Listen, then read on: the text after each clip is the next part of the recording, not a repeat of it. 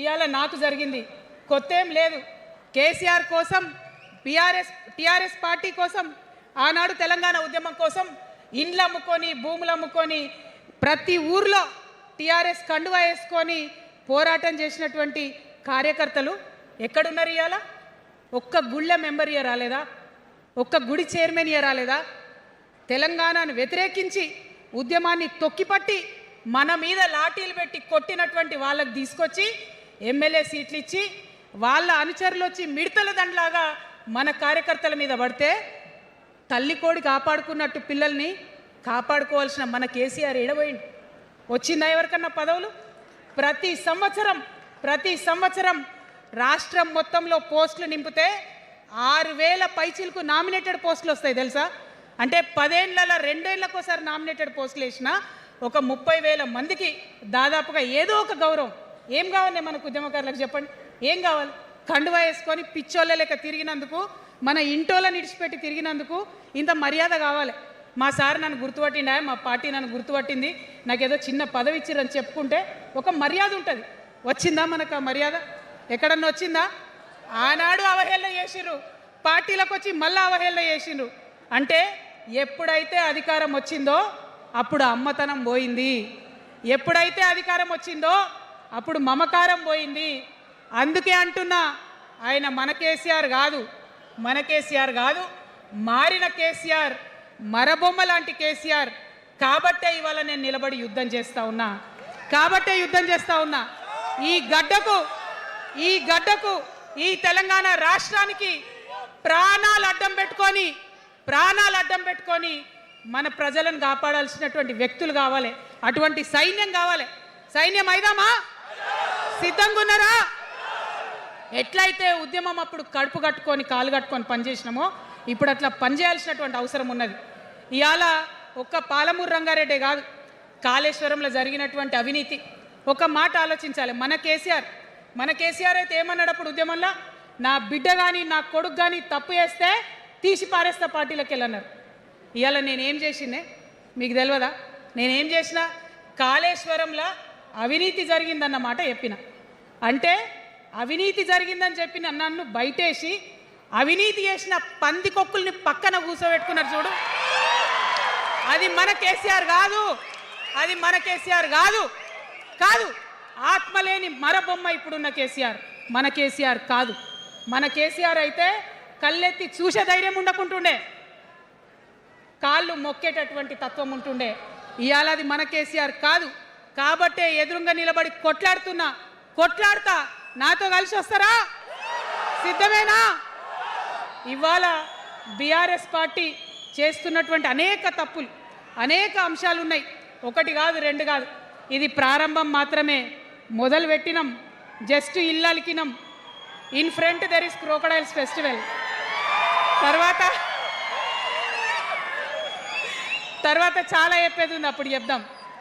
ఇప్పుడు ఏం జరుగుతుంది ఈ రాష్ట్రంలో? ఒక కర్కోటకుడు ఆయన పరిపాలన జరుగుతుంది. బాధ అనిపిస్తుంది ఒక పొలిటికల్ లీడర్ని కర్కోటకుడు అనాలంటే.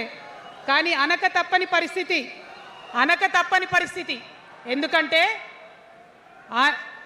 ఎందుకంటే మొన్న ఖమ్మంలో వెలుగుమట్లలో అన్ని పర్మిషన్స్ ఉన్నాయి, అన్ని కాయిదాలు ఉన్నాయి.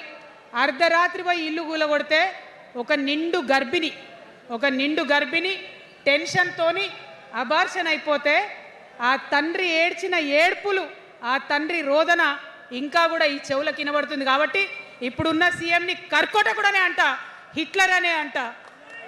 2 నెలల చిన్న పాప పసికందు కుమ్మెర గ్రామంలో చచ్చిపోతే ఇప్పటి వరకు కూడా కేసు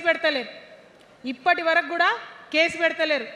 హోంమంత్రి కూడా ముఖ్యమంత్రే, ఆయనకు తీరిక లేదు పాపం. చిన్న పసికందు చచ్చిపోతే ఇప్పటి వరకు కేసు పెడతలేరు. అందుకే అంటున్నా, కర్కోటకుడైనటువంటి సీఎం పరిపాలనలో ఉన్నాం. ఖచ్చితంగా కొట్లాడాల్సిందే. మనం ఏదైతే గురుకులాలు ఉన్నాయో వాటిలో విషం పెట్టి పిల్లల్ని చంపుతా ఉన్నారు. అయినా సరే విద్యాశాఖ మంత్రిగా ఉన్న సీఎం మాట్లాడతలేడు. అందుకే కర్కోటకుడు అంటా ఉన్నాం, అందుకే హిట్లర్ అంటా ఉన్నాం. కర్ల రాజేష్ అనేటటువంటి దళిత యువకుడు కస్టడీలో చచ్చిపోతే ఇప్పటి వరకు కూడా దానికి బాధ్యులైన పోలీసులను ఏం చర్యలు తీసుకోలేదు వాళ్ళ మీద. అందుకే కర్కోటకుడు అంటా ఉన్నాం, అందుకే హిట్లర్ అంటా ఉన్నాం. పిడికిలి బిగించి ఇప్పుడున్నటువంటి రాక్షస కాంగ్రెస్ పైన ఖచ్చితంగా కొట్లాడతాం, అందరికన్నా ఎక్కువ కొట్లాడతాం. ఇప్పుడు మనమే ప్రధాన ప్రతిపక్షం అవుతాం, 2 ఏళ్ల తర్వాత మనమే అధికార పక్షం అవుతాం. ఖచ్చితంగా అధికారంలోకి వస్తాం. ఎందుకోసం వస్తాం అంటే నేను ఒక మాట చెప్పాలి మీకు, అందరినీ మనం మాటలు అంటున్నాం కదా, we are opposing everybody, we are criticising everybody, but what is the solution? Don't oppose without propose అని కాన్షీరామ్ గారు చెప్పారు, నేను చెప్పలే. డోంట్ అపోజ్ వితౌట్ ప్రపోజ్ అని. సో నేను కొన్ని ప్రపోజల్స్ తెలంగాణ ప్రజల ముందు పెట్టాలనుకుంటున్నా. నేను ఈ 3 పార్టీలు అధర్మంతో నిండిపోయినాయి, అవినీతితో నిండిపోయినాయి, బంధుప్రీతితో నిండిపోయినాయి, కుటుంబ అవినీతి పరిపాలనతో నిండిపోయినాయి. కాబట్టి నేను ఒక ప్రపోజల్ చెప్తున్నా. ఈ 3 పార్టీల మీద ఆనాడు భగవంతుడు శ్రీకృష్ణుడు చెప్పినట్టు పాంచజన్యం, ఆయన శంఖం పేరు, యుద్ధంకి ముందు పాంచజన్యం ఎట్లయితే పూరిస్తారో మనం కూడా పాంచజన్యం పూరిద్దాం. ఒక 5 అంశాలను ప్రధానంగా తీసుకుందాం. ఆ 5 అంశాల కోసం ఇప్పుడు కొట్లాడదాం, రేపు ప్రభుత్వంలోకి వచ్చిన తర్వాత మన ప్రజలకు ఇద్దాం. ఏం అంశాలు అవి? మొట్టమొదటిది విద్య. ఇవాళ గవర్నమెంట్ స్కూల్స్ అంటే ఆనాడు కేసీఆర్ గారు స్కూల్ బంద్ చేసుకుంటూ వచ్చారు, అదే రేవంత్ రెడ్డి గారు కొనసాగిస్తున్నారు. ఎక్కడా కూడా ప్రభుత్వ పాఠశాలలలో వసతులు లేవు. వాష్రూమ్ ఉండదు, వాచ్మెన్ ఉండడు, అటెండర్ ఉండడు, పిల్లలే పోయి బెల్లు కొట్టుకోవాలి, పిల్లలే పోయి బాత్రూమ్లు కడుక్కోవాలి, మంచినీళ్ళు ఉండవు, భయంకరమైన పరిస్థితి ఉంది. నేనేమంటా అంటే గుడిని ఎంత పవిత్రంగా చూస్తామో బడిని కూడా అంతే పవిత్రంగా చూడాలి.